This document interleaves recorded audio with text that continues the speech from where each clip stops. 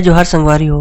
अगर आप मन ला हमार वीडियो पसंद इस होही तो वीडियो ला लाइक करो और चैनल ला सब्सक्राइब जरूर करो और हाँ, बेल आइकन ला जरूर दबाओ ताकि हमार नवा अवैया वीडियो आप मन ला सबले पहले मिले। जय जोहार, जय छत्तीसगढ़।